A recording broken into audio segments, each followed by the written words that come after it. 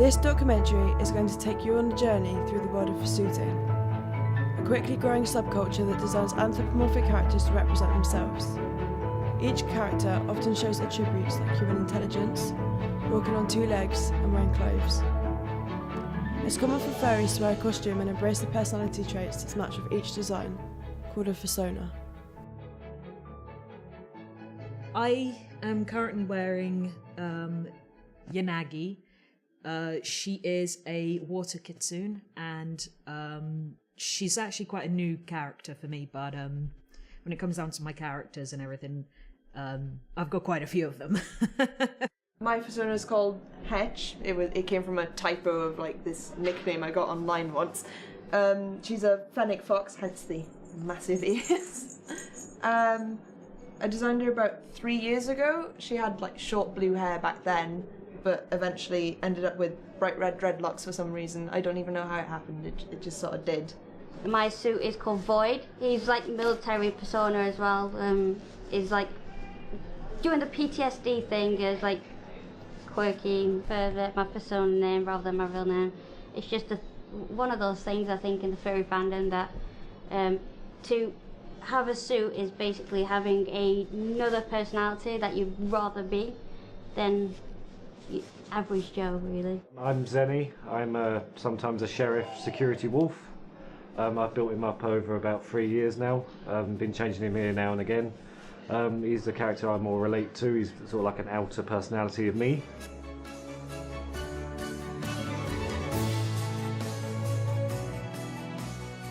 The main appeal to dressing as Yanagi or the captain is, for me, it's really reliving a part of my youth that I feel like I never really got to do.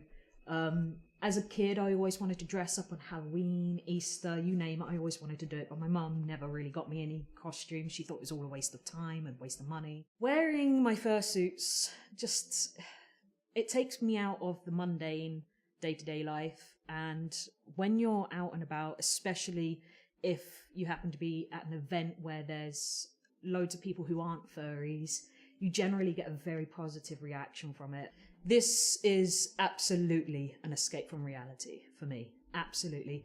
A lot of people, in fact, I don't know anyone who would disagree, especially when you have a job that's particularly hard on you mentally. To escape into your fursuit it's something else. It just makes life seem a little less rubbish.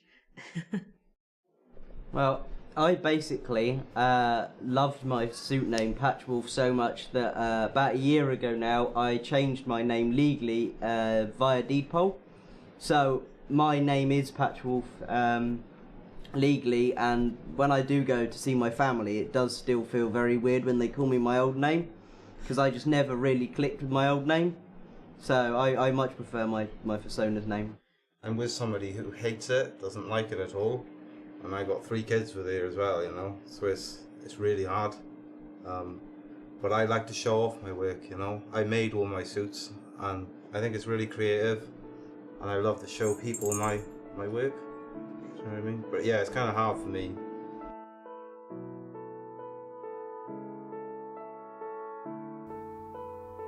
Fursuiting starts with a sketch of a character.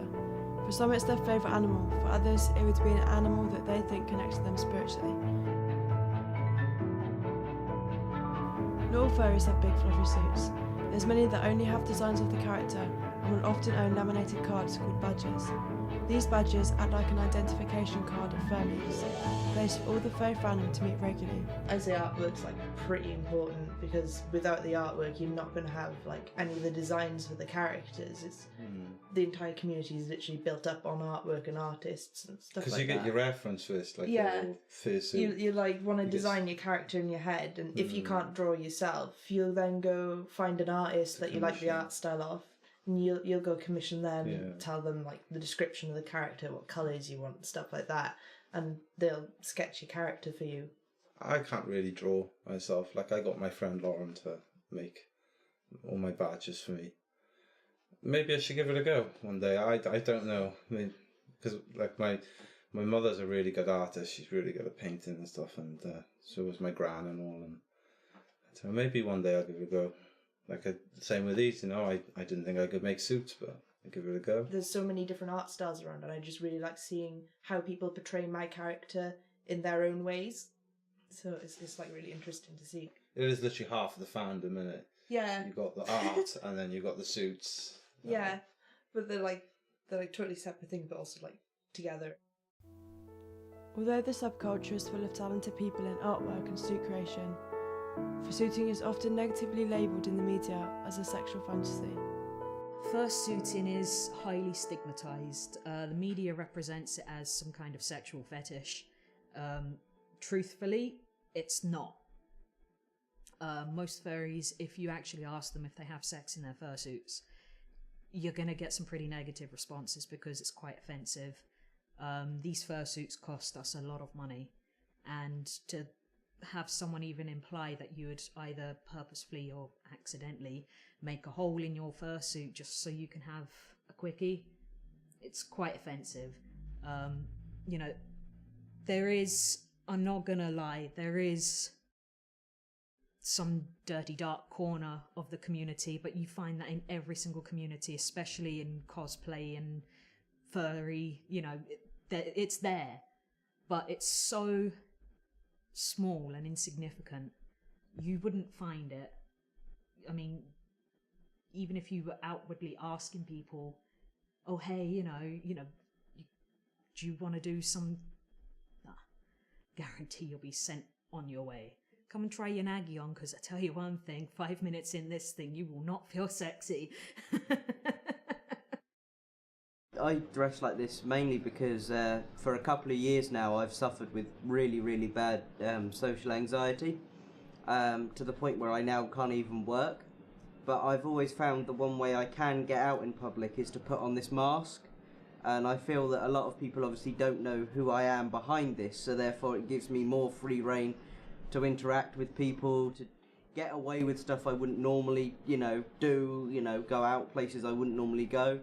So since having a suit, it's sort of become a part of my wardrobe. I wouldn't go anywhere without one. It's basically more or less the same for me. I also suffer quite bad with social anxiety. Like, I'm quite nervous now. I'm shaking a little because I'm not in the costume.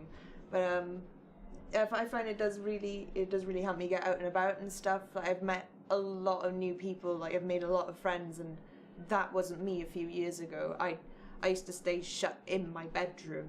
I wouldn't come out at all. Sorry, okay. Sorry.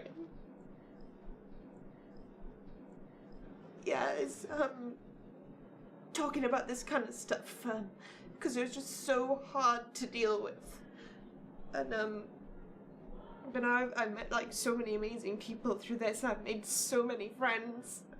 It's just really helped me come out and about and stuff, and it's just so much fun to go out wearing these things, and it's like you just bring so much joy to people. Like, everyone's always smiling and stuff, and they want pictures with you, and it's just a fun thing to do, and I really enjoy it, and it's really helped me come a long way with dealing with my anxiety and my depression and stuff.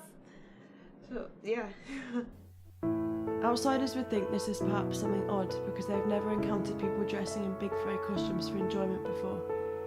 But is this just the modern way to feel comfortable in today's society? Transforming into a more confident version of themselves, how different is it from other means of escapism, like listening to music or having a drink? Everyone needs an outlet from their own reality, and if that means dressing as your favourite animal, well, so be it.